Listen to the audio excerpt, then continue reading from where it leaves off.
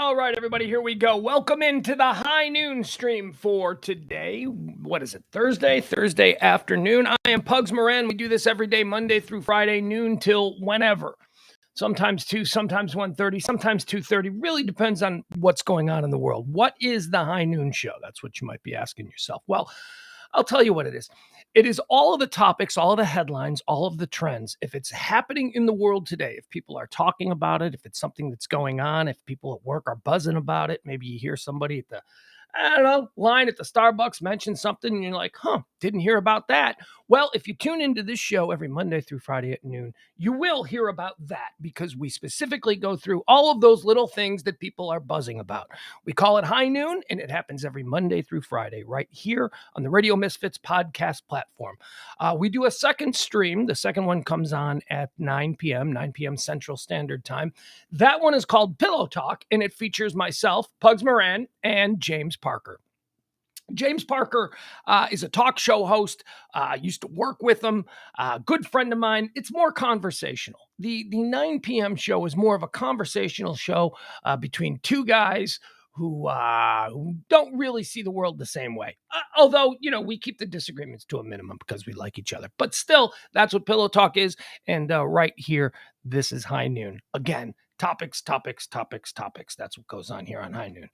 All right, let's see here. We're getting everything started today. We got a big news day. Big news day. Big news day things happening. Let's say hi to the chat room. Leslie. Hi, Leslie. Received a tip from Leslie today. Very nice. This is not the time of month where I expect to get tips from anybody because I don't really push, early in the month because I hate doing it. I usually push at the end of the month when we need to, we need to make some bill payments. But thank you so much, Leslie. What a nice surprise. Just a nice surprise. You just look and you're like, oh my God, somebody actually at some point today thought about me and this venture. I didn't ask her to do it. I mean, maybe I in perpetuity have asked to do it. You know what I mean? Like I put it out there, but still, thank you so much. That means a lot to me. It is very nice, very kind to be thought of. I just wanted to make sure that I recognize that. Let's get into it, right? Let's talk about what today is. It is the 8th day of September the 8th. It's Thursday afternoon.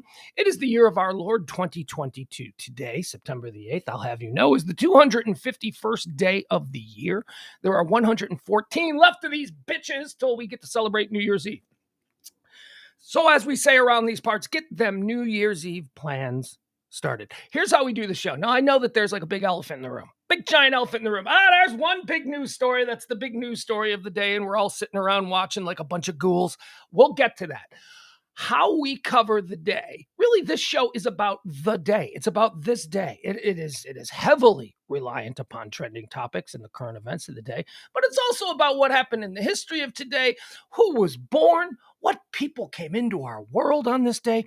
And we also like to mourn a few deaths. That's how we start the show. We start with those things. We get them out of the way. Then we get into the topics. And yes, we will discuss the elephant in the room that everybody is talking about. 1504. On this day in 1504, Michelangelo's David is unveiled at the Piazza della Signora in Florence. Don't even know if I said that right.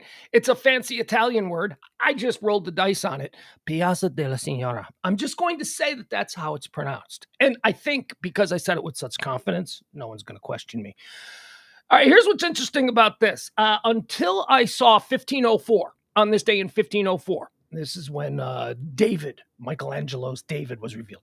Before this moment, if you'd have said, within 100 years, when did Michelangelo exist? I'd have been like, 8?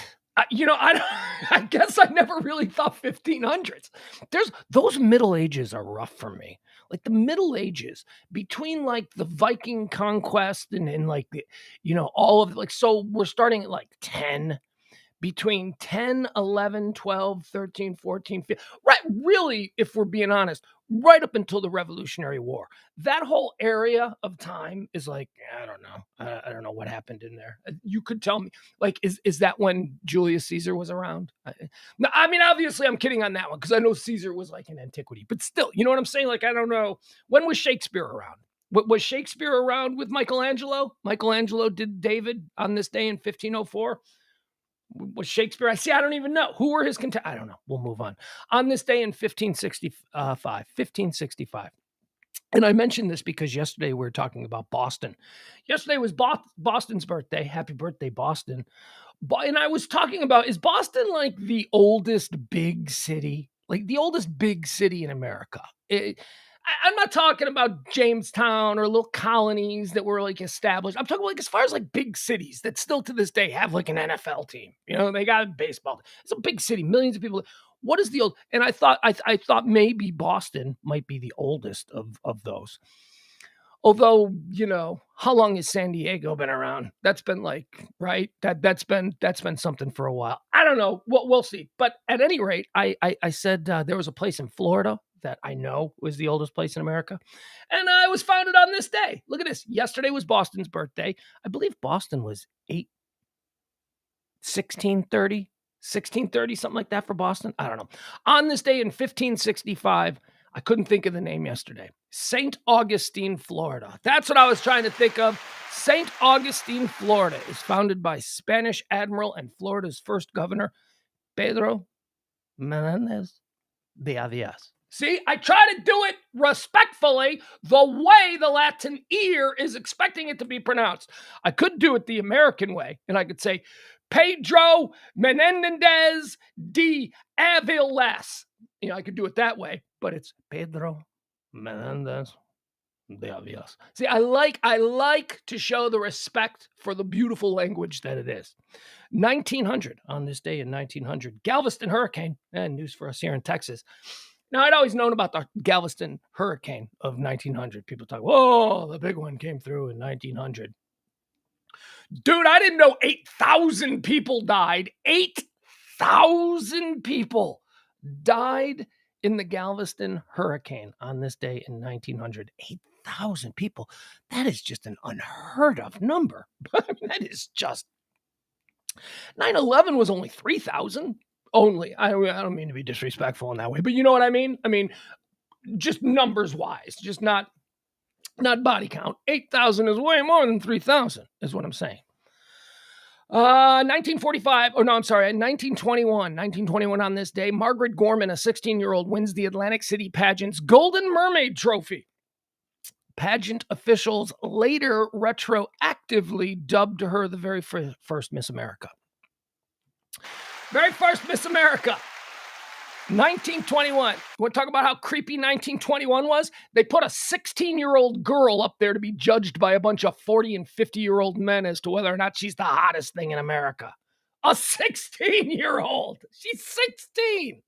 1921. Old Margaret. She's not a miss. Well, yeah, I guess she is a miss. I guess at 16 you could still be a miss, right? Whatever. I mean, come on, man. 1921. Our first Miss America was underage. Look at that. Born on this day. How appropriate. Born on this day. Not born on this day. In 1945, on this day, the divisions of Korea began. That's right. Korea was one peninsula until this day in 1945 when they split it into the North and the South. On this day in 1966, the landmark American science fiction television series Star Trek premieres, which is with its first episode, The Man Trap. So, y'all know I'm a big TV guy. I'm a TV file. I love TV. I love TV history. I mean, I don't just like to sit and just be like mindless. I like to know all the details behind what I'm watching. I'm endlessly enthralled with the creative process and, you know, how shows are created and the stories behind the scenes. So I know a lot about TV and I know a lot about TV history. But respectfully, I'm not a Star Trek guy. It's like, and I have friends who I consider, also, amateur TV historians, people who I respect, people who, when they call me and go, hey, there's a new show on Hulu you got to see, I jump on that show because I trust them. But these people, they also love Star Trek. And I'm like, that is a weird one. And I think the whole Star Trek thing comes down to me because I never watched Star Trek when I was very little. I don't know why. It was just never a thing. It was just never something I was exposed to. But I did see Star Wars when I was 7 years old. And then as a little kid, it started to become Star Wars or Star Trek. So I just became Star Wars. And I have never seen a Star Trek all the way through. I should fix that. So I don't know. Respect to the people who love Star Trek. There's something there because I know a lot of smart people and people whose opinions I trust say they love it. I just never. I don't, just a block for me. I'm a Star Wars guy. Sorry, Star Wars over Star Trek. But it was on this day that Star Trek premiered on American television in 1966. On this day in 1974, in the Watergate scandal, U.S. President Gerald Ford signs the pardon of Richard Nixon. Richard Nixon got pardoned on this day in 1974 by Gerald Ford. And we all just went, that's fine. Wait, what? You can't pardon. What kind of rinky-dink deal did you make on your way into office and his way out of office? Pardon him. You can't pardon. Okay. Getting a little serious now. This is a serious one. But for me, this little piece of news absolutely devastated me. Real bummer. 1994, U.S. Air Flight 427 on approach to Pittsburgh International Airport suddenly crashes in clear weather, killing all 132 on board, resulting in the most extensive aviation investigation in world history and altering manufacturing practices in the industry. The reason this was such a big deal is because this plane was on approach to Pittsburgh, and it hit some turbulence, some weird turbulence, and it banked hard to the left.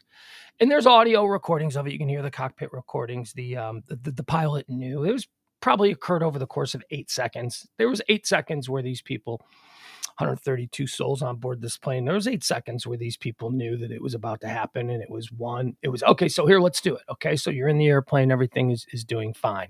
Right, everything's doing fine, and then suddenly out of nowhere, there's 1, 2, 3, 4. Pilot comes on.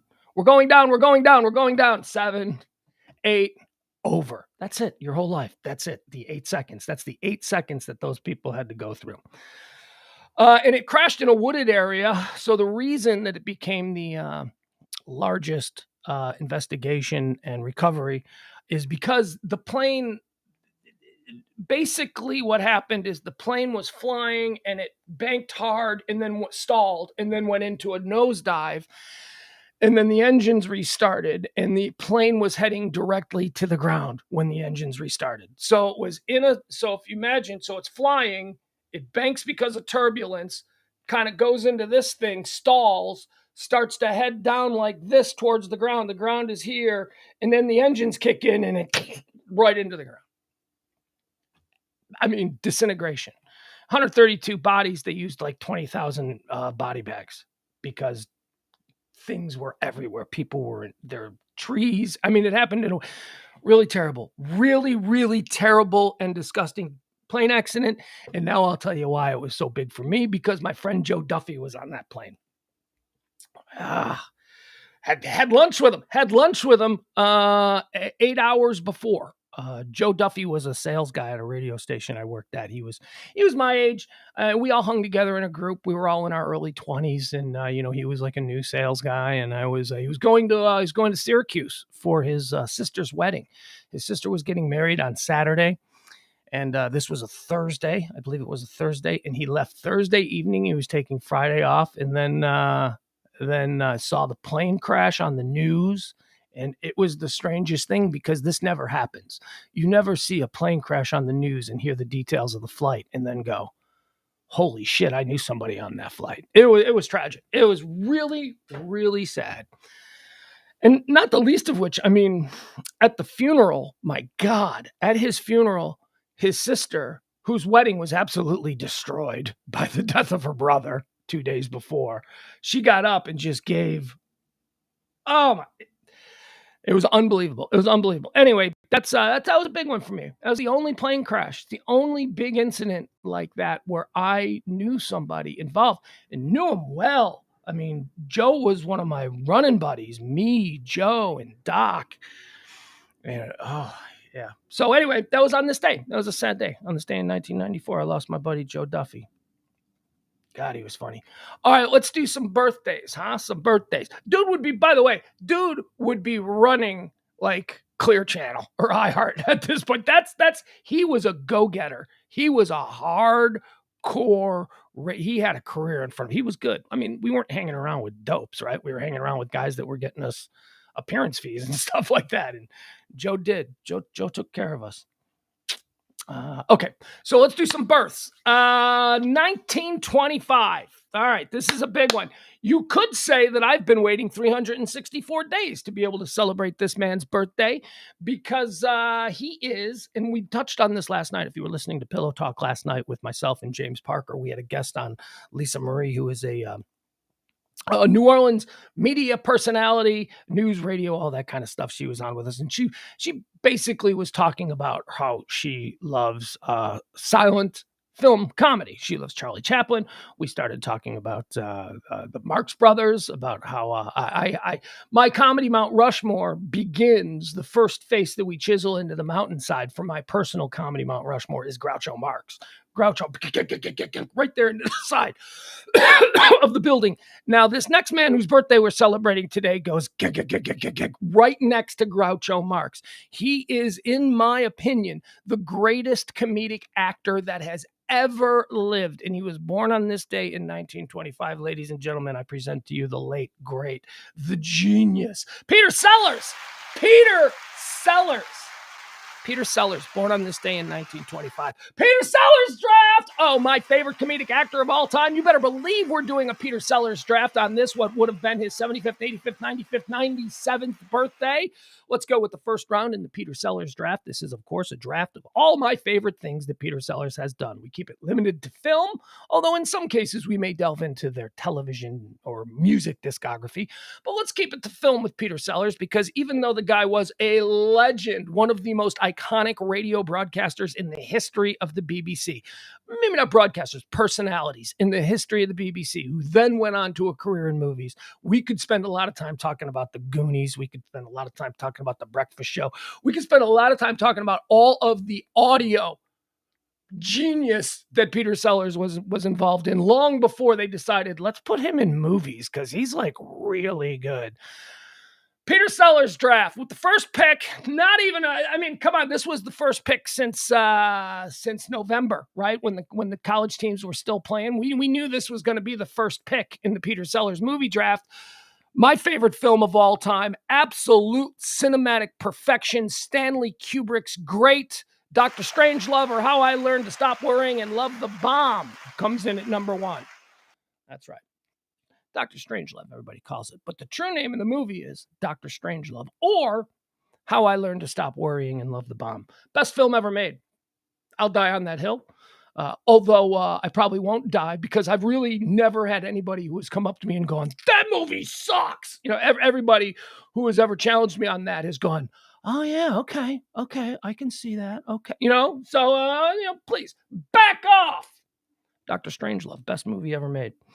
Also best satire ever made, best political satire ever made, just come on. And Peter Sellers, brilliant in multiple roles in Dr. Strangelove. He did like an Eddie Murphy thing. Remember, like what was that, Nutty Professor? Eddie Murphy played all the characters. 1960, what, 3? I don't know, something like that.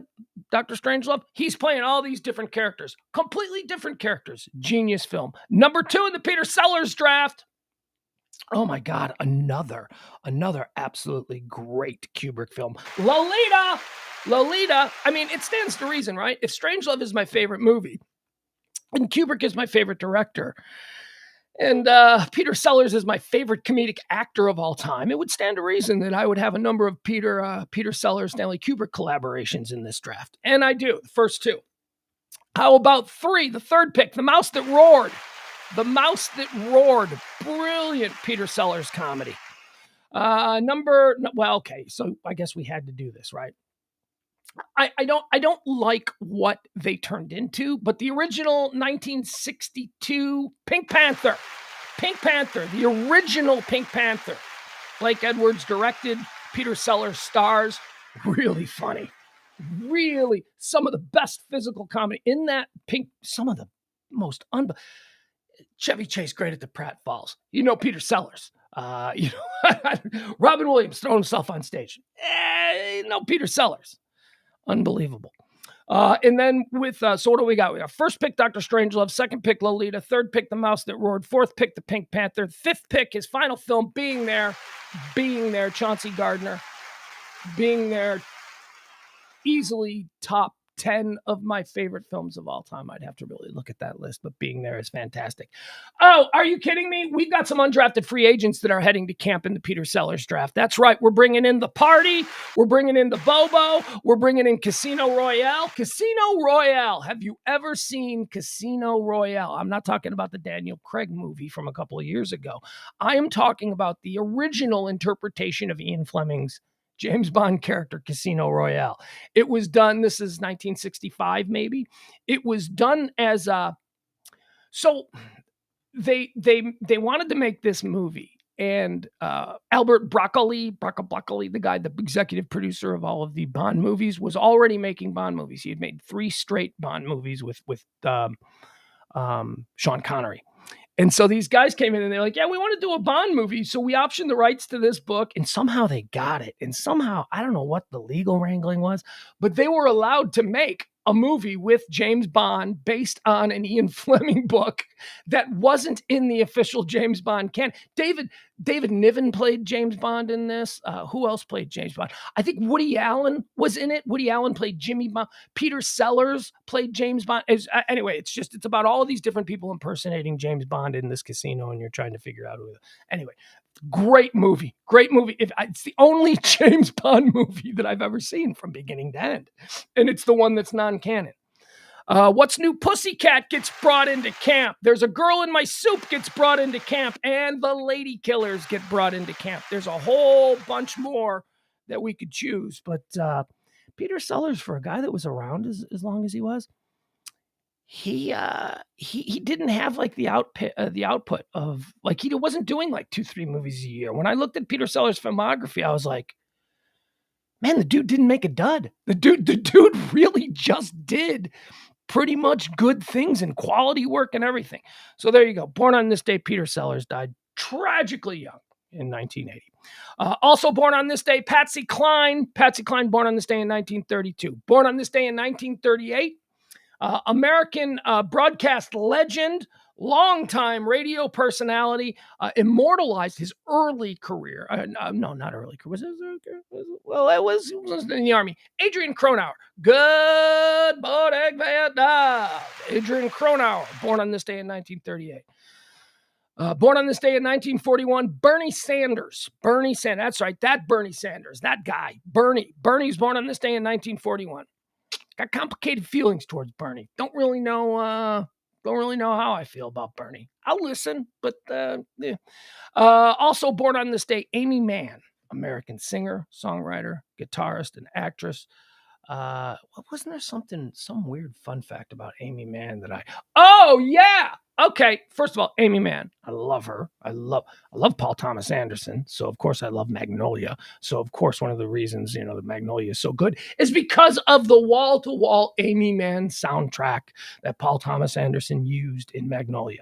It's just beautiful. Fun fact about Amy Mann. Okay, so Amy Mann, she broke onto the scene as a member of a band. The band was Till Tuesday. They had one very big hit. Voices Carry. You know that song? I said, hold up. He said, shut up. Oh, God, can you keep it down? Voices. Huge hit, but a one-hit wonder for the band Till Tuesday.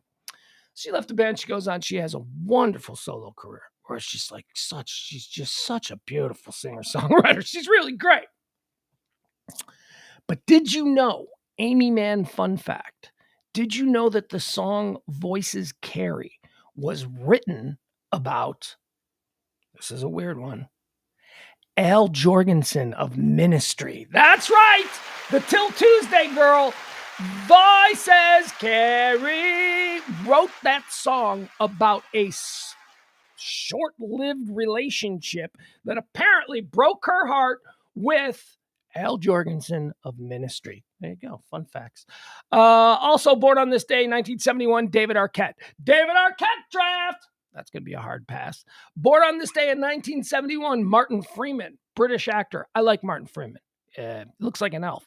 Maybe that's because he played an elf. Maybe I've seen him with elf ears, and now whenever I see him, I only see elf ears. But here's what I know about Martin Freeman. He's been in things, and I go, oh, that guy's good. Oh, I got to remember that guy's good. I remember Martin Freeman. Happy birthday to you. Born on this day in 1971. Born on this day in 1979, Pink. I'm coming out, so you better get the party started. Pink's got a lot of songs. Pink's been around now for about 20 years. Yeah, easily 20 years. Pink's been out there. Think about that. Boy, want to feel old? Yeah, man. Pink came around in like the early 2000s. That's when I first. I'm coming out, so you better get the party started.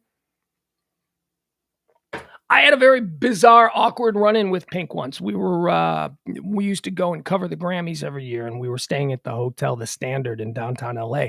And that's where all the Grammy guests and presenters and all that stuff are given hotel rooms. And so was the media. So the lobby was just filled with like rock stars. It was just, you'd go down to the lobby. Yeah, I'm going to go down. I'm going to get a toothbrush from the little lobby gift store, and you'd walk in there and it'd be like a couple of Foo Fighters and maybe a Green Day, and they're all just milling about, just people milling about. It was kind of cool, but because I'm a fanboy, but because you work in the media, you can't be a fanboy. You got to act like you're not impressed. So anyway, I'm going up to my room. The elevator door opens up. It was me and my son's mom. We step into the elevator and it's Pink. It's Pink. And just another couple were in the elevator. It was Pink and her boyfriend, her husband at the time, Corey Hart, not the sunglasses at night guy, not that guy, a different Corey Hart. She found a different, apparently they made two of them, and she ended up marrying one of them. And have you ever found yourself in close containment with another couple, and it's obvious that they're having a fight, and that you walk in, the mood is like, because like the doors open up, and it's just them standing there, and they have stern faces, and they're just standing all clenched. You could tell that something was going on. The doors open up, we get in, and I remember the first thing that I like nodded. I was like, hi, how are you? Like that, just nice. I'm not, oh my God, it's Pink. No, just like if it was anybody else in the elevator. If it was April Michelle is in the elevator, I walk in, hi, how are you? And I just say that. And she just kind of gave like a, like barely like a recognition. He didn't recognize it at all. He was just like, eh. And then so we go up and we got out first. And as the door closes, they started to argue. I couldn't hear what they were saying, but it was like immediately as we were walking out and the door closed, one of them shit talked the other one, and then you could hear them fight. Fun Pink story. There you go. By the way, that relationship didn't work. As I recall, they broke up shortly after. That was the same trip where we got into the elevator with Steven Stills. And I kind of fanboyed out a little on Steven Stills. Like, I was like, hey, man, I just want to say I'm a big fan. And he's like, oh, thank you, blah, blah. I don't find many of them around anymore. Yeah, he was really nice. And we get out, and I was angry at my son's mom because she didn't know who Steven Stills was. I was like, what do you mean you don't know? The Buffalo Springfield? Are you kidding? Crosby, Stills, Nash, and Young. The Stills and Crosby, Stills, Nash. That's Steven Stills. That's what happens when you marry someone who grew up in the 1990s, not the 80s. Also, birthdays celebrated today. Gaten Matarazzo. I hope I'm saying this kid's name right. He's a funny kid. He plays, is it Dustin? Dustin on Stranger Things. The kid with the lisp and like he's missing teeth and he's got like the curly fro. He's a little bit pudgy. Although that's season 1, Dustin, I just described. The show's been on for like 6 years. He could be 7 foot tall and like, chiseled and rock handsome now. I don't know, but whatever. Happy birthday to you, Gaten Matarazzo. You are 20 years old.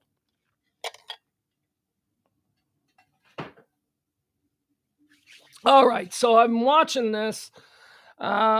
Here we go. All right, thank you. I'm getting it now. I guess we got, well, here we go. We're moving into the deaths, so why not do it right here? The Queen has died. That is happening. Let's see. Hold on. Let's see if we can go to that real quick here. All morning long, it's been this like gruesome Queen watch. Here, let's see if we can pull this up. Now, I don't know if this is guys, I'm going to play it. This is YouTube. See that I have 2. So you guys tell me, is this work? Wife, mother, and great-grandmother, and their admiration for her was always so clearly seen by her family, and we saw national celebration and reflection. It's worth saying that Ed's here. Maybe Ed can be the one. I'm going to trust Ed on this. Ed, is this glitching? Is this not working? Things on video anymore. Power, privilege, or entitlement. This was a role that she felt that she was born to fulfill. Her quiet and restrained demeanour was always guiding family and the United Kingdom through what was an extraordinary period of social and political change. But throughout all of that, she was always conscious of keeping the monarchy relevant, and while respecting as well and upholding important traditions, she often showed this adaptability that many will now credit with. April, what you're saying is right now of the institution. With the video, there is an echo. Saying that her old age really should not detract from the enormity of this news and the huge constitutional change. Well, I'm good. I'm glad that it's not that bad, but it shouldn't be bad at all. We used to be able to play video. Now I can't do half the stuff that I want to do because I just eliminate video elements. Of national pride, who really embodied those values of public slight echo. Why is there an echo? Ed, am I arranged wrong? Do I have like the audio wrong? Is there something that I am doing wrong on my end? Do I have it on the wrong? I don't even know. And the Commonwealth realms. There's always an echo when you do this. Why? There should not be an echo. Reflection and constitutional change, which many of us will never have experienced in our lifetime, as we now mourn the death of Queen Elizabeth II and witness the succession of her son as the new king. And Rhiannon, we last saw Her Majesty the Queen in public, of course, just 2 days ago, when she asked Liz Truss to form her government, to become her 15th Prime Minister. It was remarkable. We saw, until the end, really, that determination to simply carry on with her constitutional duties. And no, she wasn't able to travel down to London to appoint her 15th Prime Minister, as she had done with all of her other Prime Ministers throughout her 70-year reign. She was 96, Al, I think. To make sure that she was seen by members of the public to be continuing on with those constitutional duties. And we saw that in practice there, the Queen reaching her hand out to appoint Liz Truss as her 15th Prime Minister. And look at that, she's standing. I think that that was just a couple days ago. This announcement of her death will be such a shock to so many. But over the last 12 months, there is no doubt that we have seen a gradual slowing down, a gradual change in the duties that she felt that she was able to carry out. I think it was important for her to be seen to carry out that handover of power between prime ministers, because we hadn't seen her in public for quite a long time. She'd obviously travelled up to Scotland, where she was enjoying her summer break. All right, obviously there's wall-to-wall coverage of this. You could probably catch it anywhere. That's we're watching Sky News coverage of Queen Elizabeth II. She has died today on the 27th. So there you go. That's really, is there a bigger death today to cover than that one?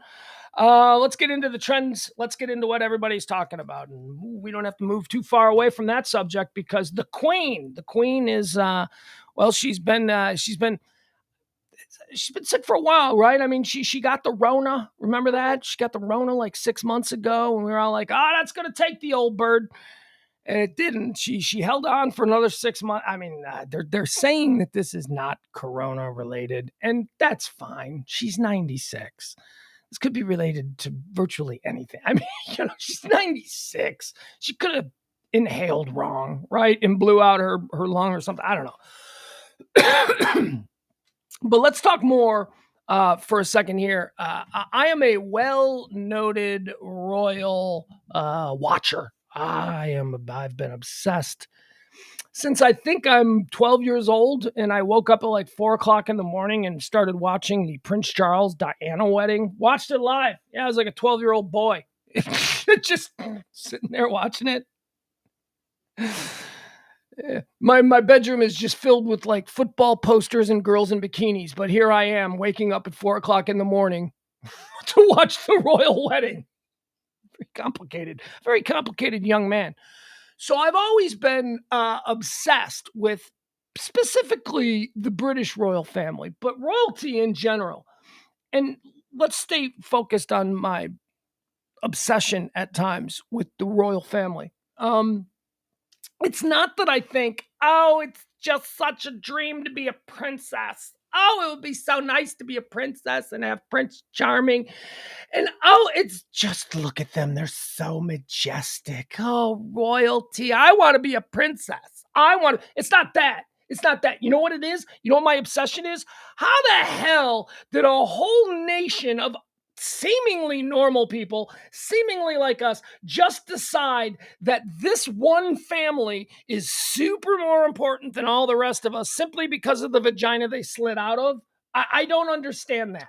I don't understand an otherwise mentally fit population of people. I would say the British people seem to be mentally fit. I mean, based upon our own criteria, they're like us. They're our cousins. They seem normal. They are normal in every regard, except for, oh, these people are magic. No, we're just like you. We're exactly like you. We're your cousins across the Atlantic, except we have magic people. I've never really understood that. In the year 2022, when the whole idea of, God created man equal, that we still adhere to these.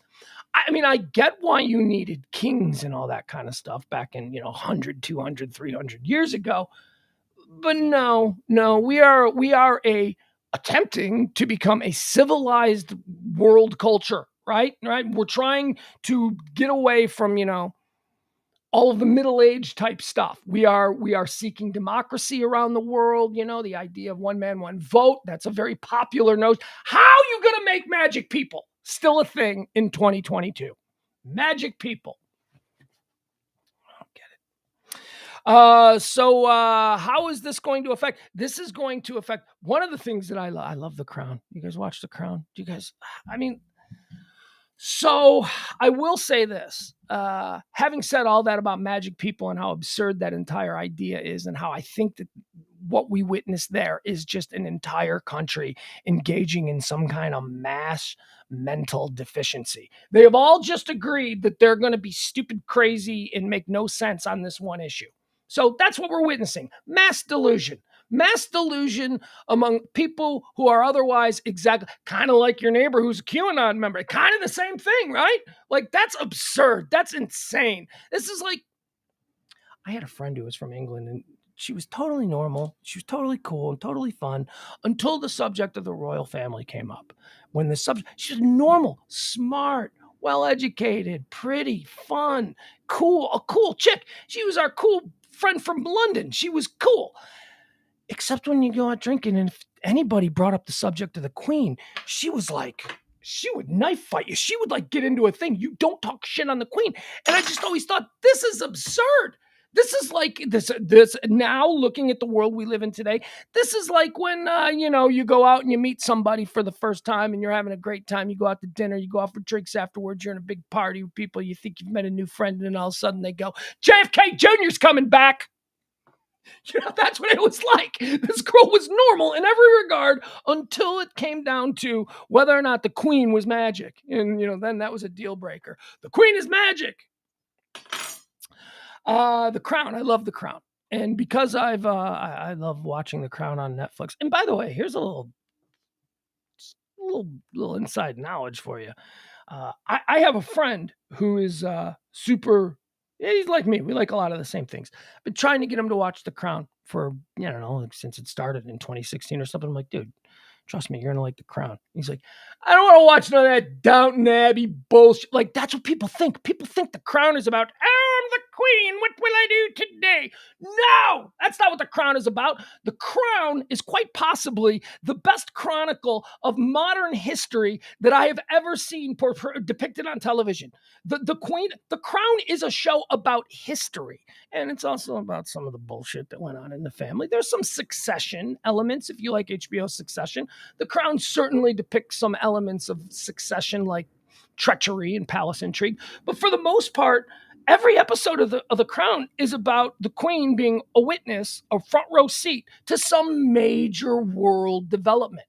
And when you consider that this woman started out as a teenager getting yelled at by Winston Churchill and is still alive today, and all of the things that have occurred in the world since then that she has overseen, she truly is one of the most fascinating people to have ever lived. I don't know that anybody has had that close a seat to all of the breakup of the British Empire. She basically oversaw the breakup of the British Empire. Came into power when her nation was in ruins after the Blitz of World War II. It's crazy. I mean, it's such a great show. So if you like history, The Crown is a history show. It ain't a girly Downton Abbey type bullshit thing. It's a show about hardcore history for fans of hardcore history. And not for nothing, but John Lithgow was Winston Churchill, and then later Gillian Anderson from X-Files as Margaret Thatcher. Tremendous. And I don't even want to talk about the actress they cast to play young Diana. Was she fantastic? Anyway, The Crown has announced that they are suspending. They are filming right now. The new season starts in November, which I think is the last season. I think they're doing the last season. They are suspending. They said that they announced early this morning that they would be suspending production of the new season of The Crown for 2 weeks because of, the events that are happening there. I don't know. What else can I tell you about Queen Elizabeth? 96 years old, longest reigning monarch in British history. Prince Charles is now king, which is a very interesting. Well, he's not now king. I don't know. Does the ascension occur immediately? Like, is the ascension? Like, I know that there is an official, like, I'm the king of England. I know that there's that thing. There's like an official ceremony. But I wonder how that works. Like, are they sovereignless right now in England, or upon the death does the next in line ascend? So I don't know. Maybe he's King Charles, not officially yet. But there was a movie. Let me see if I can find this movie, because it is one of the coolest alternative timeline movies. Hold on, and I bet you this movie will now. Here it is. Hold on, let me see if I can find this. Yeah, here it is. Okay, it's a film that was made in 2017, and it was made by the BBC, and it is really good, and it is called King Charles III. And it is I'll give you the breakdown of it, because you're going to see it. It's going to start popping up now. We're going to start seeing it on your Hulu or whatever. They're going to start recycling this 2017 movie. It's a really good movie. It's really good if you're interested in this kind of stuff. King Charles III is a 2017 future history. So, it's like supposed to be set in real times, but it takes place a different set of circumstances. Future history television film adapted by Mike Bartlett from his play of the same title. It's directed by Rupert Gould. Written in blank verse and set in the future, the film focuses on the reign of Charles, Prince of Wales, and the surrounding political drama as a result of his ascension to the throne. It was broadcast on May 10th, 2017 on BBC Two in the UK before being broadcast on May 14th, 2017 on PBS's Masterpiece USA. The film received nominations for the British Academy Awards, blah, blah, blah. Okay, so basically King Charles III, the film, which I'm sure we're going to start seeing popping up, it says that King Charles ascends to the kingdom and then just makes sweeping changes. Changes that causes William, his son, to try and usurp him. And then there's he must step down, and then he dissolves Parliament. Oh, it is so good. King Charles III. So if you're interested in what a King Charles reign might look like, there you go. How old is Prince Charles or King Charles now? And will he be King Charles III? Like, why do they call that movie King Charles III? Is that the name he's going to take? Don't they get to choose a new name? Doesn't once you become king, can't you be like King Mephistopheles if you wanted to be? Can't you just change your name? Can't you be like King Bert the First? I don't know.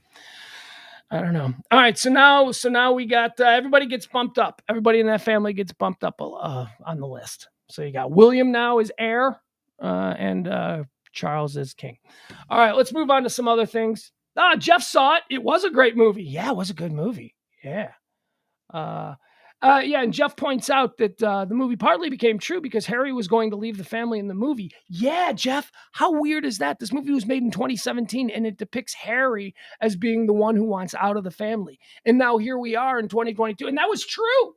That was true. So all of this stuff, it's very interesting. It's interesting, and I mean, it's not real history. It's future history. It's like an alternate timeline kind of a deal. But it's good. And I promise you, you're going to start seeing it popping up places. King Charles III, now that it's a real thing. All right, also trending today, let's talk about Memphis. Last night while we were doing the Pillow Talk show, there was an event occurring in Memphis. A 19-year-old dude was driving around Memphis for about 6 hours yesterday, just randomly shooting people and carjacking cars and then pulling into businesses and opening fire inside of those businesses. 4 people we now know have been killed in this shooting. All night long, we believed that the story began at about 5 o'clock at an AutoZone, where somebody drove into an AutoZone, jumped out of their car, ran inside, sprayed bullets everywhere, jumped back in their car, drove away. So the police responded to that AutoZone as the first thing. Then while they're there, like 20 minutes later, suddenly there's another shooting, almost the exact same thing on the other side of town. And then there was another one on the other side of town. And then there was another one. And so this was now, it became a thing. By about 7:30, 8 o'clock last night, the mayor of Memphis, Tennessee, called on all citizens to get off the streets and shelter in place, find shelter, that there was heavy police activity. It was a massive manhunt. It was going on. I wanted to cover it live on Pillow Talk last night, but Parker didn't want to. Parker said, nobody cares about that. And I'm like, well, I do. I'm like totally into this. We would have had the takedown and arrest live. That happened while James was talking about something Jamesy stupid. I don't know. We would have had it live. Oh, man. I'm telling you, my dedication to covering breaking live news, me wanting to do that as like a thing on this show. If I had to do it all over again, I'd tell James, I'd say, we're interrupting tonight's show. We're going to go with live breaking coverage of this. We're going to follow it. We're going to look at the maps. We're going to look at the pictures. We're going to watch videos from people on the scene. We're going to do all of that. But no, we didn't get to do that. It did end in a car crash. 19-year-old Ezekiel Kelly. Again, the AutoZone thing. That's where everybody thought it started. Turns out, now we know, it started at 1 o'clock in the afternoon.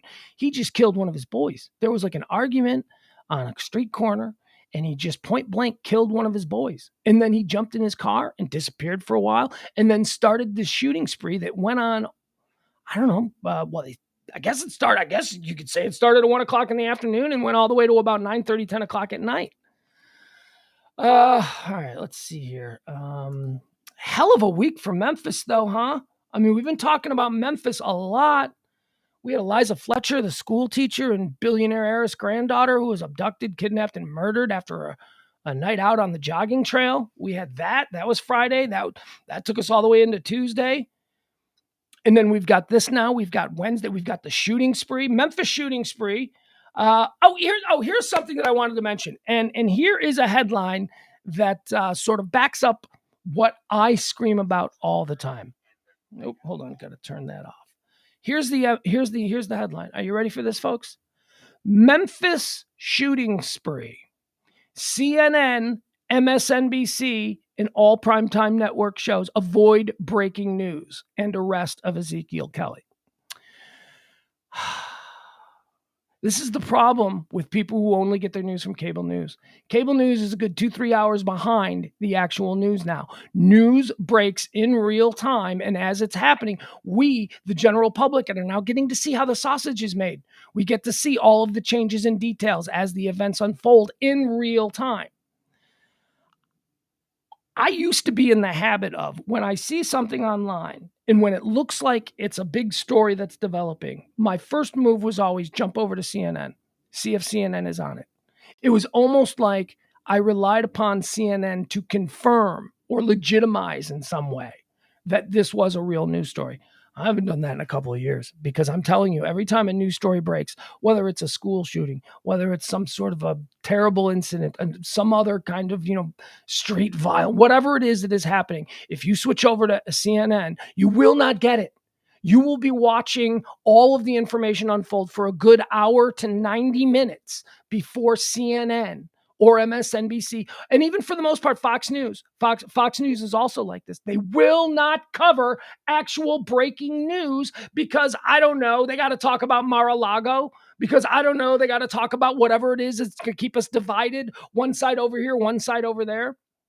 So now here is the headline, and I'll full disclosure, this comes from Fox News, and it's Fox News doing a bit of crowing, and good for them. Not a big fan of Fox News any more than I'm a fan of MSNBC or CNN, but good for Fox News, because Fox News is the only one. Hannity and Ingram covered this live. Maybe because it was a black guy shooting people. Well, maybe that might be it. I don't know. But at that point when they began coverage, they were all over it. MSNBC and CNN was not. Let's see here. Let's see, what is the story here? The primetime shows on CNN and MSNBC neglected to acknowledge the breaking news of the horrific shooting spree that occurred last night in Memphis, Tennessee. It resulted in 4 deaths, 3 injuries, and the arrest following an hours-long manhunt. The suspect, identified by Memphis police as 19-year-old Ezekiel Kelly, was arrested Wednesday night after he allegedly recorded the shootings on Facebook, leaving 4 dead and 3 injured. While Fox News Channel's Hannity and the Ingram angle covered the developing story, the competing programs on the other networks did not. Now, again, this is a Fox News story, but still, so what? Say it loud, say it proud. You actually covered the news as it was happening. You weren't just marred in some bullshit political debate about whether or not a special master is a good thing or shut the F up with that stuff and cover the actual news. The people in Memphis, God forbid anybody in Memphis rely on CNN for their breaking news, because you would not have known a damn thing was happening in your town. CNN anchor Don Lemon, who gets 2 hours of programming every night, spent nearly half of the show's first hour gushing about the Obamas, which further continued in his second hour, but made no time for the breaking news.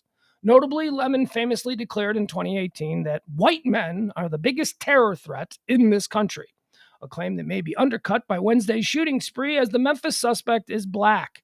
I hate Don Lemon.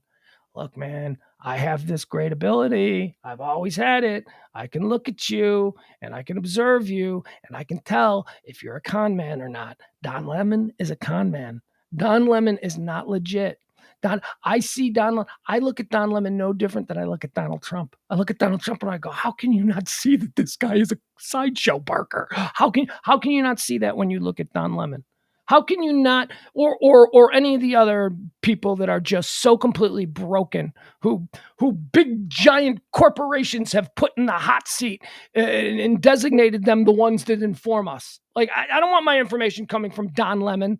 Don Lemon strikes me as a kid that was in drama club in high school and really wanted to be an actor, but didn't have any talent to be an actor, and then decided that really he just wanted to be famous.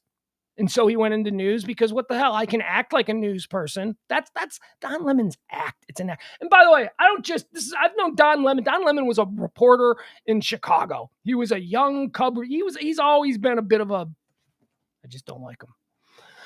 So Fox won the night as far as I'm concerned. And you know me, I hate Fox. I think Fox News is evil, but I also think CNN is evil and all that stuff. So nobody covered it.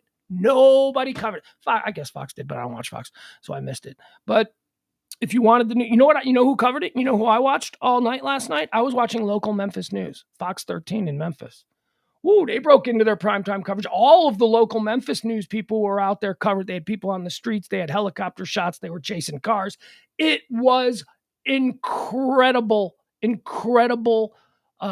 coverage of a breaking news story using all of the technology available at the local level. And again, CNN was arguing about a special master while this is happening in an American city. I can't stand it. These are not news channels. These are not channels dedicated to actually informing us about things that are occurring in our world. These are channels dedicated to making sure that we're both separated by a fence line.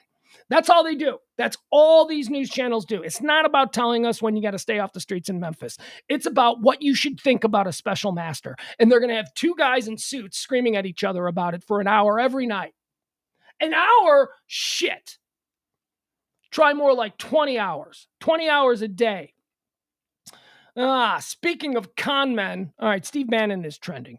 Donald Trump's longtime ally, Steve Bannon, surrendered to authorities in New York. He's facing charges that he duped donors who gave money to build a wall on the U.S.-Mexico border. He's got a villa in Italy that he bought with wall money. So there you go. There you go, dummies. You dummies who can't look at a guy and go, oh, that guy's not legit. That dude is not legit. You dummies gave this guy money that you thought was going to be to build a wall, and he went and built a villa in Italy. And the interesting thing about this is it's the state of New York. So no pardons. No matter what happens, he gets convicted of this in the state of New York. He's going to state prison. He'll end up running like the biggest interconnected prison gang in the world. He'll be fine. Trust me, Steve Bannon's going to be fine in jail. First couple of nights could be really rough. They're going to break him in. They're going to break in old Steve Bannon. Old trash can Elton John is why he looks to me like, like fat. And like, have you ever seen like really bad pictures of Elton John? Like sometimes the tabloids will put pictures of Elton John when he's like, I don't know, just going to pick up the newspaper in the morning. And it's like, look how awful Elton John looks like Steve Bannon. Steve Bannon, I'm telling you, find some of those pictures and put them side by side. Steve Bannon looks like trash can Elton John. Let's see. Oh, Eve Jobs. Eve Jobs is trending. Who is Eve Jobs? Well, obviously she's related to Steve Jobs because that's not a common name. Eve Jobs is Steve Jobs' daughter. And I didn't know she existed until a couple hours ago. And now I'm glad that I do know that she exists because she's gorgeous. Was Steve Jobs? Because Steve Jobs, I guess Steve Jobs is a good looking guy, right? I mean, if they make a movie and they cast Ashton Kutcher to play you, you didn't look like me, right? Like I'm getting Paul Giamatti, right? I'm getting Steve Buscemi. Like anybody plays me, I'm getting something like that. So Steve Jobs was good looking. He must have been married to like just a fashion model or something because his daughter, Eve Jobs, is gorgeous. Just, you look at her and you go, oh, she could stop wars. She's just so pretty. She's so delicate and so pretty. And then she's, anyway, she's trending. I didn't even know she existed. And I was like, oh, look at her. Eve, not Steve, Eve Jobs is trending because she went on her social media yesterday and basically made fun of the iPhone 14. And everybody's like, oh my God, Steve Jobs' daughter is breaking bad on Apple. She made fun of iPhone 14 being no different than the iPhone 13 and that nobody needs an iPhone 14. So it's just interesting. And that's why she's trending because old 23-year-old supermodel looking billionaires Eve Jobs doesn't like the Apple iPhone 14. Let's see. What else do we have? Football starts tonight. Are we all excited about football starting tonight? I got to figure out how to do this because I want to watch the game, but I also have to do pillow talk with myself and Parker that comes on at 9:00 tonight. I do want to watch this game, so I'm going to have to figure out a way to do both. We will do both. Don't worry. Bills Rams, I'm not going to cancel a Pillow Talk show for Bills Rams. But it does start tonight, and they're saying, could this be a Super Bowl preview? Well, yeah, it could be. But it's week one. You could say that about any game, right? Any game that's got an AFC team in it. Could this be a Super Bowl? Well, it is a team from the AFC and a team from the NFC, and it is week one. So, yeah. It could be. They could all be. Any sort of interleague game this weekend could be a preview of the Super Bowl. Selma Blair is trending. I mentioned Selma Blair because I've got a soft spot for Selma Blair. I like Selma Blair. I like Selma Blair, of course. Was she in Legally Blonde? Was she in? She was in what's the movie with Michelle Gellar? Right? What was that sexy time movie? I don't know. Whatever the sexy time movie was that she was in. She was in that. That was good. And then she did a show. She did a show with Molly Shannon on CBS, a sitcom that was really funny. Kath and Kim, I think it was called. It only lasted like 9 episodes, but it was really funny. And that was the show. I mean, I'd known who Selma Blair was, but it was her performance in that show that made me go, oh, I like this girl. This girl is funny. I like this chick. So Selma Blair is trending. She has MS. She's been battling it bravely, still beautiful, still fighting the fight. And she's been announced as one of the contestants on Dancing with the Stars. Dancing with the Stars, the new season. They announced all of the new stars, and Selma Blair is one of them. And guess who we're all going to be rooting for? We're all going to be rooting for Selma Blair because she's got MS. And, she uses a cane and stuff. So there's no way she can be the best dancer out there. So there's going to come a week. She won't be gone first week because that'd be too cruel. She won't be gone the second week. But, once they get into the push comes to shove, real competition of Dancing with the Stars, the fact that she's got MS is going to hurt her, and they're going to have to, if they want to be, to whatever extent this is. I've never seen an episode of Dancing with the Stars, but if they want to be legitimate, I mean, has there been controversy about the winners of this thing before? Right? They can't let her win because there's obviously going to be other people who are better. Anyway, it's a sentimental thing. They cast her, and we'll all be okay. Very good. But here's who else they cast. Dancing with the Stars season 31 cast. Selma Blair is among them. But let's run through the list of people who are regarded as stars. And after 50 seasons of Dancing with the Stars, let me tell you, the dancers at this point are more famous, are more recognizable than the so-called stars that they're dancing with. Because the show, as I understand it, it's a star dancing with a professional dancer. And then they compete with other stars who are dancing with professional dance. Let's go through the stars, okay? Selma Blair. Selma Blair is on the new season. We talked about her. She's going to be dancing with someone named Sasha Farber. Selma Blair is a real star. She's a real movie star to me. She's a real TV star. She's legit. Gabby Windy will be dancing with dancer Val Chermkomvansky. This Val Chermkomvansky, the guy whose name I can't pronounce, bigger star than the supposed star he's dancing with. No, I have no idea who Gabby Windy is. She's the current bachelorette. All right, so now we're inbreeding. I guess this is all we do now, right? We create a celebrity off of their first reality show. So you go on a reality show. You're not a celebrity. You're just someone on a reality show. And then after that first season, now you're a celebrity who was on a reality show, and you can be put on Dancing with the Stars because you're a celebrity. Doesn't make any sense. Teresa Giudice will be dancing with Pasha Paskov. I know who Teresa Giudice is because I was dating a girl around the time of New Jersey, right? Housewives of New Jersey. I watched a little bit of this. Teresa Giudice is a train wreck of a human being, just a real garbage person. Another reality show. Star? I don't know. These people are notorious. How about Shangela? Shangela. RuPaul's Drag Race fans will remember Shangela. Another reality star on Dancing with the Stars. Daniel Durant. Okay, Daniel Durant is a deaf actor who was in Coda. All right, he's a real actor. He was in Coda, won an Oscar. Yeah, I'll call him a star. I'll call him star. You know what I mean? Star. He's an actor. He's wasn't a Joseph Banya. As I pronounce it properly. Joseph Banya will be there. Joseph Banya is Arnold Schwarzenegger's son that he got with the housekeeper. Remember when remember on Will and Grace? What was the housekeeper's name on Will and Grace? Because whenever I think of Arnold Schwarzenegger knocking up his housekeeper and creating Joseph Banya, I always think Consuela. What was her name? I don't know. What she was Karen's housekeeper. Really funny. Anyway, Joseph Banya, famous for being Arnold Schwarzenegger's son with the housekeeper. He's a celebrity. Trevor Donovan is one of the celebrities. Apparently, he played Teddy Montgomery on 90210 40 years ago. I don't know. Jason Lewis rose to fame over 2 decades ago playing Smith Gerard on HBO's Sex and the City. Since then, he's appeared on CSI, How I Met. Not a star. Someone who does gig work as an actor. He appears on a bunch of different things. No star. Wayne Brady.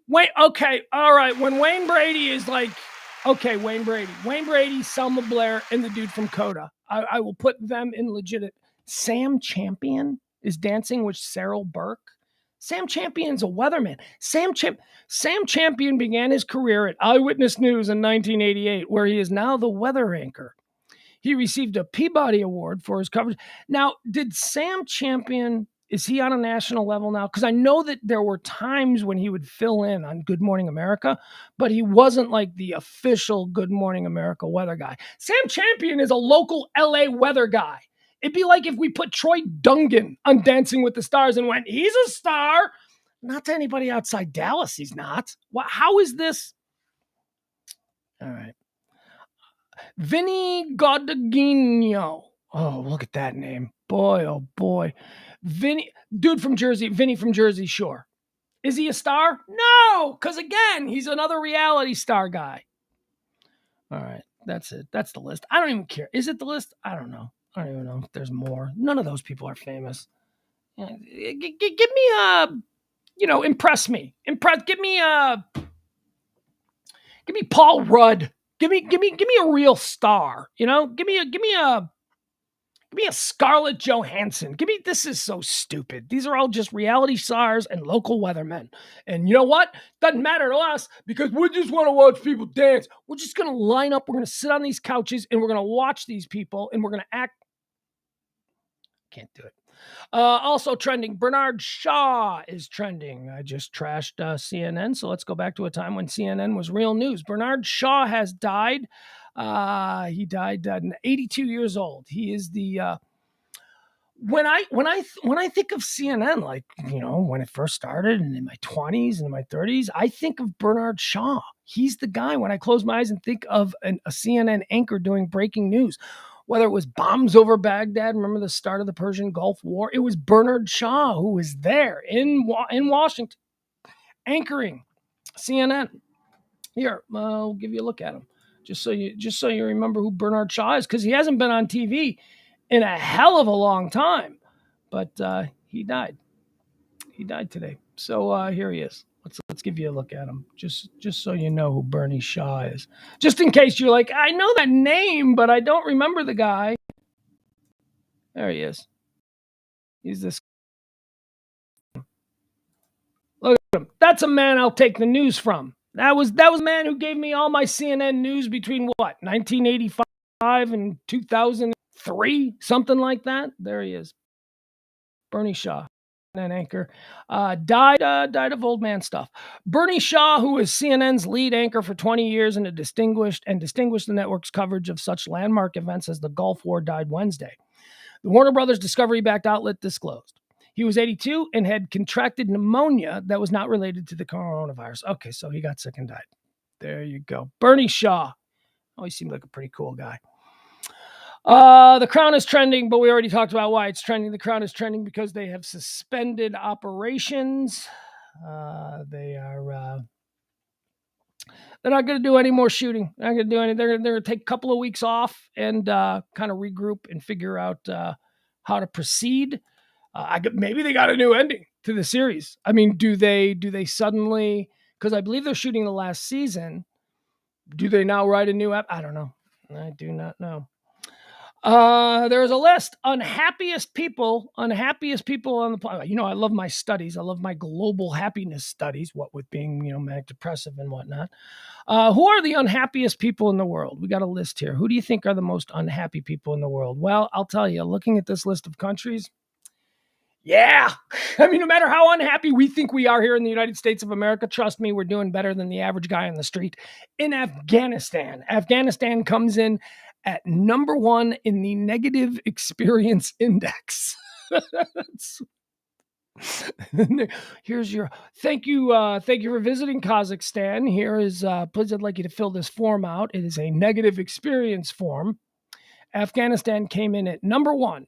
Lebanon is the second worst place to live if you're a normal person. Not normal, we're just a human. I guess that would be a human. Afghanistan, Lebanon, Iraq, Sierra Leone, Jordan, Turkey, Bangladesh, Ecuador, Guinea, and here's one, Benin, Benin. When I woke up this morning, I didn't know there was I think I'm a pretty smart guy. I think I'm a pretty well-informed guy.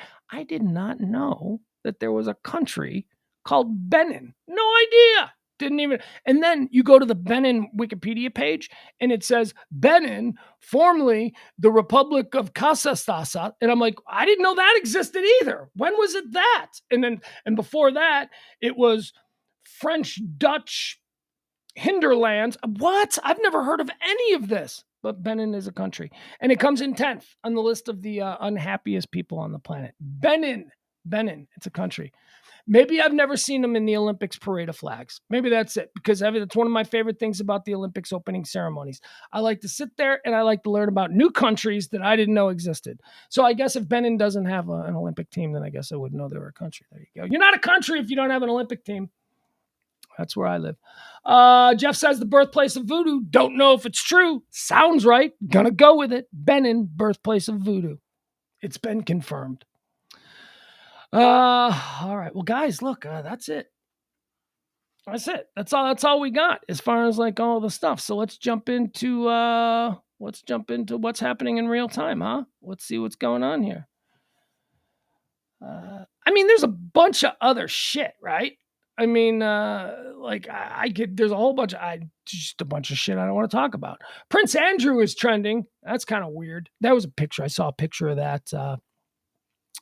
I saw a picture of, it was William,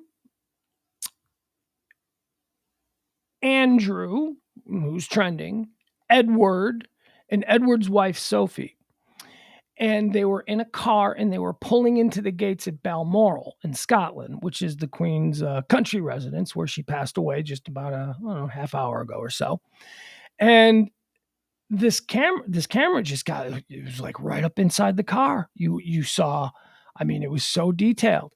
And the looks on the faces of like the four people that were in this car. By the way, William was driving. William, the prince, the future king of England, he's driving. Andrew, his uncle, who is a child molester, who we all know raped a child with Epstein, he's sitting right next to him, William. And in the backseat, you got Prince Edward and you got Princess Sophie. Is that what she is? I don't know if she's a princess or whatever. But it was just a weird. Prince Andrew, they keep, Prince. It was reported earlier this morning, about 8:30 on Sky, is when Prince Andrew was reported to have been on his way. And that was a big thing with the British, because you guys, I watch like Sky TV. So I was up on this very early this morning. I watch it because, again, I hate CNN, MSNBC, and Fox News. Can't watch them. So I have to watch European news. So it was a big deal when Andrew showed up, because Andrew apparently is the Queen's favorite. I don't know, that kind of information gets put out there and then confirmed, but whatever. They say it fairly liberally that Prince Andrew is the Queen's favorite. And it was a big show. Will Prince Andrew show up? But then even more drama played when it was announced that Harry and Meghan were in the vicinity. That's when they knew that shit was getting real. That's when Harry and Meghan, who are on the outs, when they start to make their way towards Balmoral, when the royal trackers start to report that they're heading that way, that's when they knew it was real. But Prince Andrew is trending. Prince Andrew is one of the reasons that they're trending, and this is something that was being discussed, was if Prince Charles becomes King of England, will the royal family's attitude towards Prince Andrew and the scandal that surrounds him, and will never go away, will that change? Because, again, Prince Andrew was always believed to be Queen Elizabeth's favorite son. So while she was alive, a lot of shit that should have happened to Andrew didn't happen because his mom was still there. Will that change when his older brother becomes king? Will the attitude towards Prince Andrew and, what he did to embarrass the family and destroy a young woman's formative years, does that now become more of an issue now that mom is not there to protect him? I don't know. We shall see. But that's why Prince Andrew is trending. Let's see, what else do we have here? The Smiths are trending. Why are the Smiths trending? Oh, what did Morrissey do? This is a Morrissey thing. It's got to be. There's no reason for the Smiths to be trending today other than, I don't know, what did Morrissey do? Did he say something?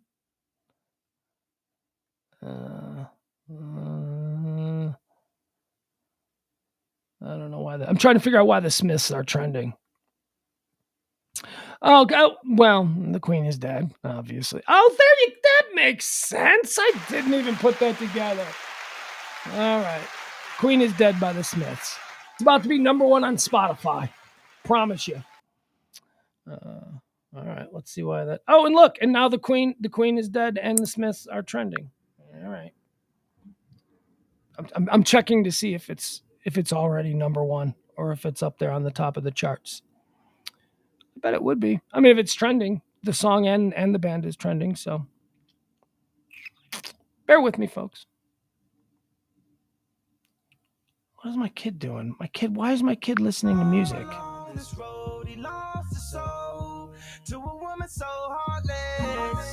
My kid is listening to Kanye. All right, we're going to take that off. We're going to give him some Smiths. I hope that he enjoys The Queen is Dead by the Smiths. There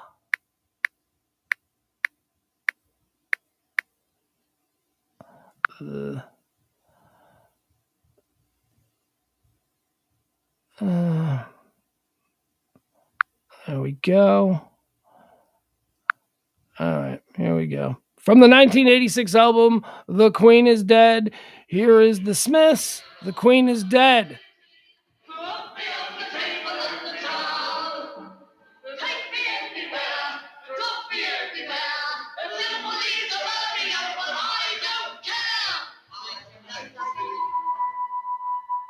Come on, there you go.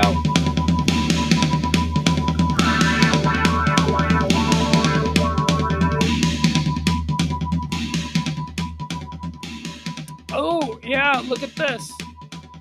A song that nobody has even thought about in 40 years has now cracked the top 50 downloaded songs within the last 4 hours. Hemmed in like a bow between arches. Her very learners with a head in a sling. I'm truly sorry, but it sounds like a wonderful thing. I say, Charles, don't you ever crave to appear on the front of the Daily Mail, the rest in your mother's bridal veil. This is... I don't think I've ever really digested the lyrics to The Queen is Dead before. I'll be doing that later. All right, very good. There you have it. The Smiths and The Queen is Dead is trending. Dad,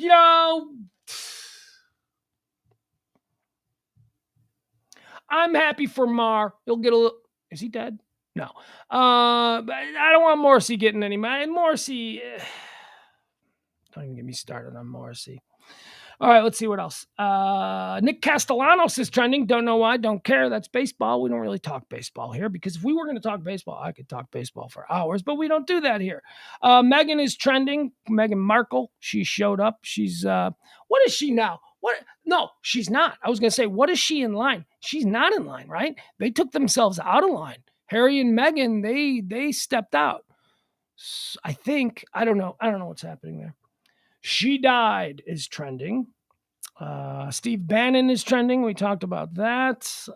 Let's see. What else do we have here? Star Trek Day. We talked about the happy Star Trek Day. Rams. Go Rams. No, they're playing the Bills today. I don't know. I'm going to root for the Bills. Rams won the Super Bowl last year. Why wouldn't you root for the Bills? Why would the Rams already got theirs, right? We should all collectively root for the Bills this year. That's such a sad franchise. You gotta give them your pity and your charity. That's my friend E. You all know E. He's from Buffalo. He's a diehard Buffalo Bill fan. And we have a tendency to destroy one another when it comes to the teams that we root for. And my path with the Buffalo Bills is not to destroy the Buffalo Bills. It's to give him pity and sympathy and see how he handles that. Like, so if he's like, yeah, well, the Bills are going to win the Super Bowl, my response is, yeah, man, and we're all pulling for you. Oh my God, what you guys have gone through. I mean, losing 4 Super Bowls in a row. I mean, it doesn't get more pathetic than that. That is humiliating. I don't know how you Buffalo Bill fans have been allowed to walk in public after being so disgraceful in 4 Super Bowls. So yeah, we're all pulling for you. That's how I support them. See, little backhanded, little, but I'm supporting them. And I get to sit there and root for the team. This is so great watching the most embarrassing team in NFL history actually turn it around and be good. I say things like that to them. Although I have to be honest, if the Bills make listen to me, if the Bills make it, this is a Bills house, so maybe I do say we. If the Bills make it to the Super Bowl, yes, I will be rooting for the Bills. I will even wear Bills stuff. But if it gets close to the end of the game and it starts to become possible that they could lose a fifth Super Bowl, I might jump over on that team. I might start suddenly just be like, yeah, blow another one, because, fun is fun. But I guess in general, I want them to win. It'd be nice. It would be nice for my friend D to have a Super Bowl, because it's not easy being a Buffalo Bill fan. Reggie Jackson is trending, but not the Reggie Jackson I want to talk about, a different Reggie Jackson. British Empire is trending. Roberto Clemente is trending. A lot of baseball trending. Why is Timmy trending? All right, Timmy's trending. When Timmy trends in baseball, it's either for Tim Anderson or for Timmy Trumpet. Lately, it's been for Timmy Trumpet. Yep, not for my Timmy. My Timmy is not trending. It's Timmy Trumpet. Let's see. That's it. We got nothing else. All right.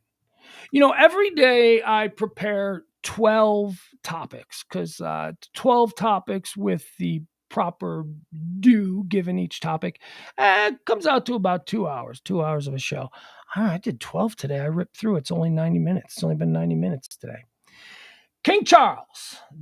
Hey, a double rainbow appeared over Buckingham Palace. That's the other thing. It's been storming all day. That's talk about the mood of it all.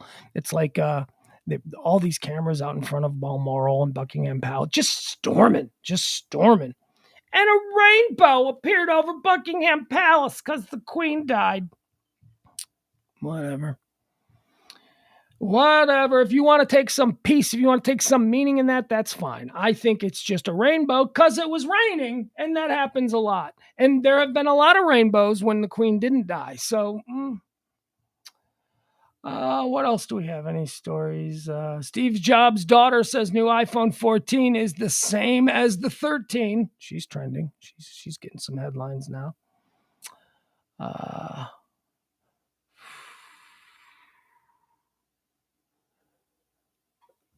Pinocchio, the new Pinocchio movie, the Tom Hanks thing, is getting trashed. They're saying, oh my God, this is awful. You should be embarrassed. You should.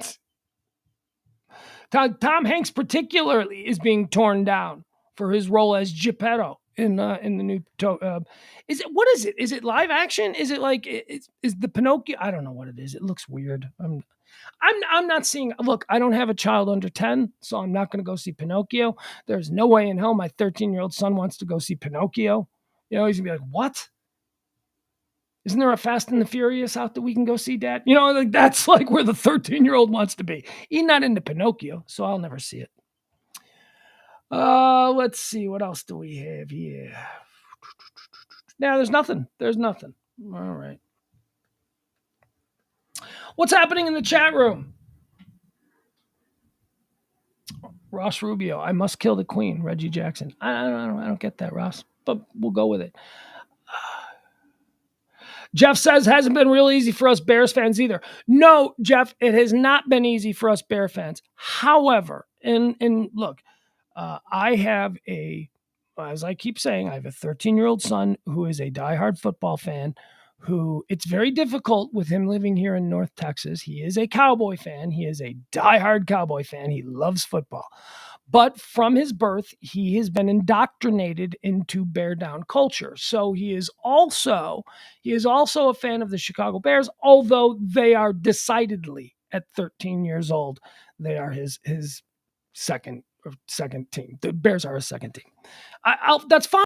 Team of his youth, man. He talks to all of his friends. They talk about the local Cowboy. That's fine. I get that. But he also has a knowledge of. So one of the things that I try and push, because Jeff, you're right, it is difficult, is how do you get a young man in his formative years to become a fan of a franchise that is just garbage? I can't make him a fan of a team that's going to lose to the Detroit Lions by 10 points. You know what I mean? I can't. That's difficult. So we actually do have things, Ross. We do, or not Ross, but Jeff. I have things that I tell him. Like, for instance, I keep driving home.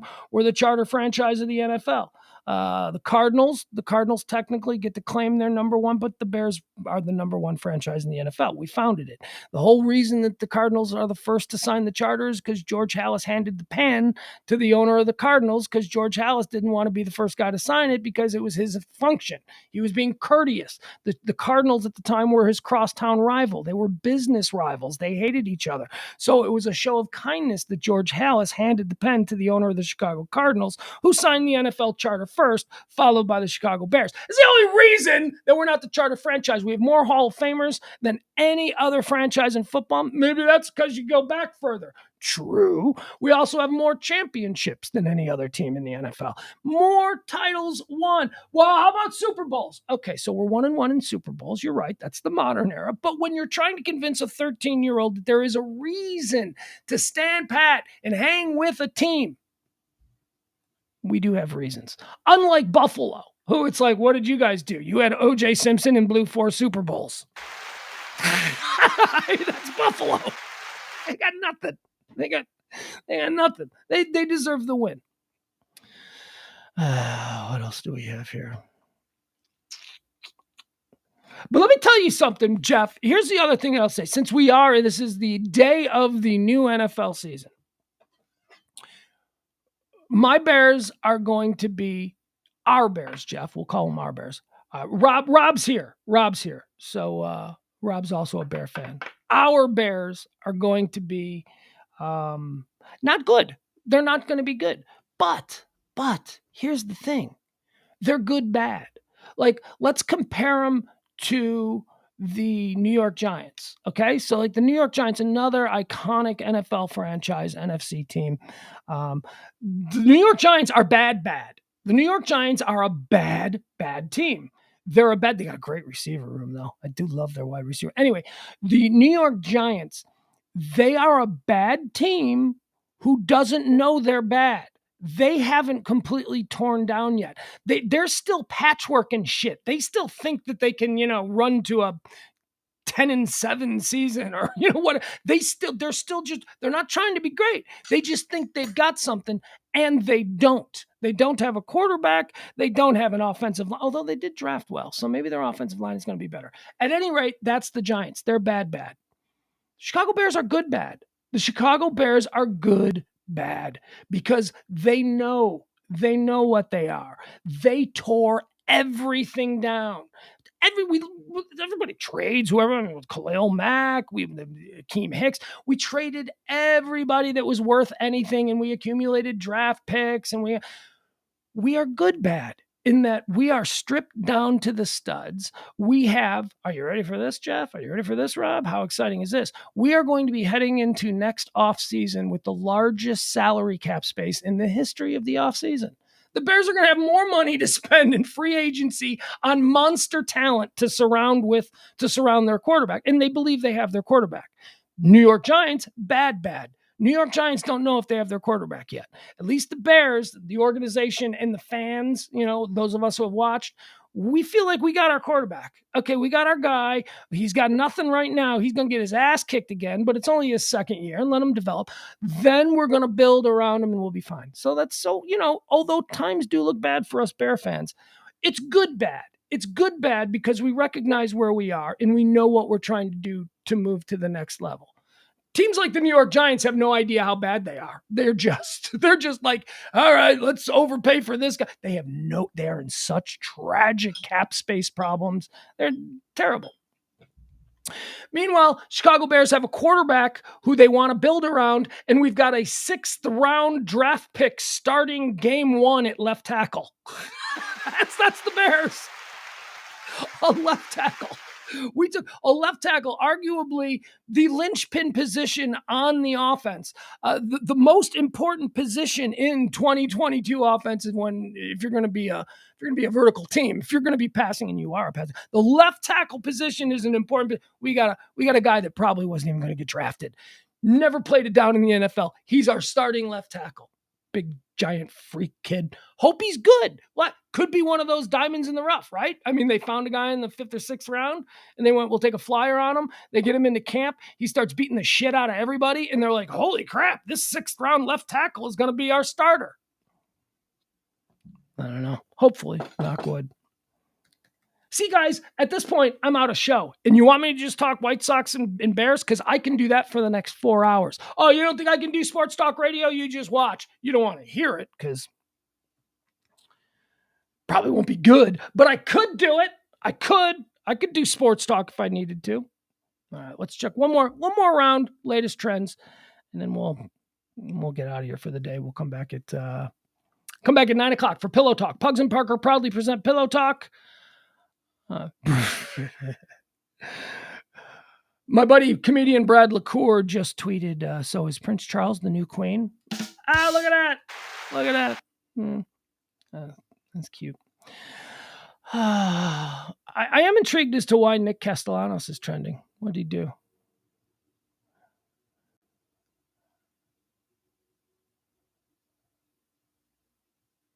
Oh, apparently, that's okay. So that's why Nick Castellanos is.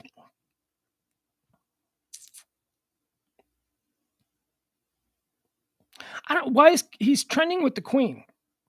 I don't understand why Nick Castellanos is trending with the Queen. And you know what? Honestly, I don't have time to put it all together. I don't care.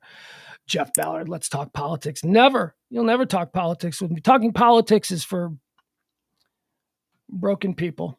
How about we talk life? How about we talk life and don't let political ideologies enter into it all? Let's just talk like human beings and what we need to survive and how we can be good to one another and hang out and all get along peacefully, right? Once you enter politics, now you got people who want your vote. And so you're going to have some ideas that might differ. And now you're arguing and no politics. We don't do politics here. Fucking hate politics. All right. I have got my poetry. I'm a supporter of government, not a supporter of politics. Help me to be strong. Help me to be strong. Like dancing bear, trained to be. Nobody commented on the fact that I'm wearing a Stanford shirt, even though I didn't go to Stanford. Usually whenever I wear this shirt, people go, you didn't go to Stanford? I go, yeah, I know. But a girl I was dating who she bought all my clothes because she was she had a cool job where she like worked for TV shows and she would dress people. So like when you watch TV and you see the outfits they're wearing, she picked out the outfits. She like dressed all these characters. So I used to get all kinds of free clothes from her. And this Stanford t-shirt is one of the things that she gave me. And she gave it to me because it went with a shirt that I'm supposed to wear over it that she thought was a nice outfit. But now I just wear the Stanford shirt. And hey, if I'm out walking around and people think I went to Stanford, let them. I don't care. Never ending quest. I can smile a little now. Things are going good. I always had to be on guard. That is understood. Understood is understood. It has been a journey, a multi-answer test. I am on a... Jeff says, and that's why I contribute monthly and enjoy your shows. Oh, Jeff does. Quest. Jeff is a regular tipper to the show. Jeff is, there are some of you out there, I don't want to say all your names. Some of you are the whole reason. There's about 4 or 5 of you, and you know who you are. You regulars. We're the whole reason this show continues.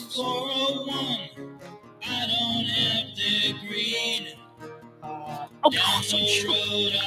You know who tips this show regularly? I love it. And like big tips. My mom. My mom tips. She's the best. So thank you, Jeff. Thank you to everybody. And again, you know, I don't like to call out people on occasion. Like, this morning I said it was so nice to see, that Leslie dropped a tip in the thing. I don't like to call out the people who tip.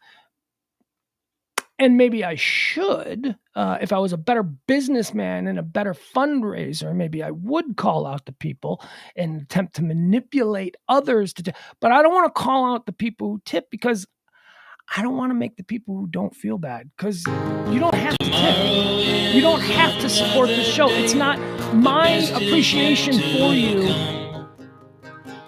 is not dependent on it. I like that you're here. I like that we're able to hang out, talk. I like that you show up every day. That's good enough for me. Some of y'all got some money and you can totally afford to drop a little something in. All right? For those people, I know who you are. You know who you are. You people can afford to drop a little something. You don't need to be... That's not the case with all of you. Some of you are like me. Some of you are just working class people with kids, money going out for other things. You don't need this nonsense. Down the road I'll travel. I didn't make mention of it because it's going to be a regular thing now, but the air conditioning is off again during the show today. It froze again last night.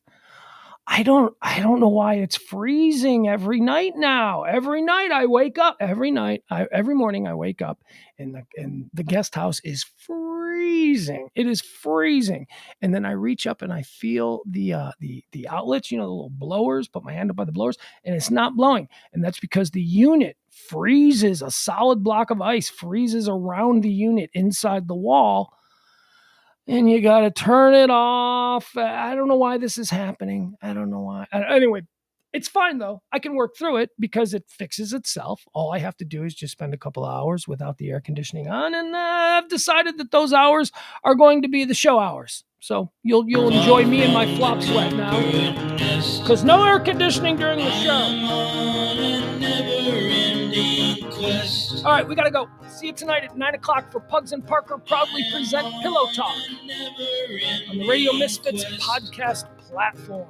Bye, everybody.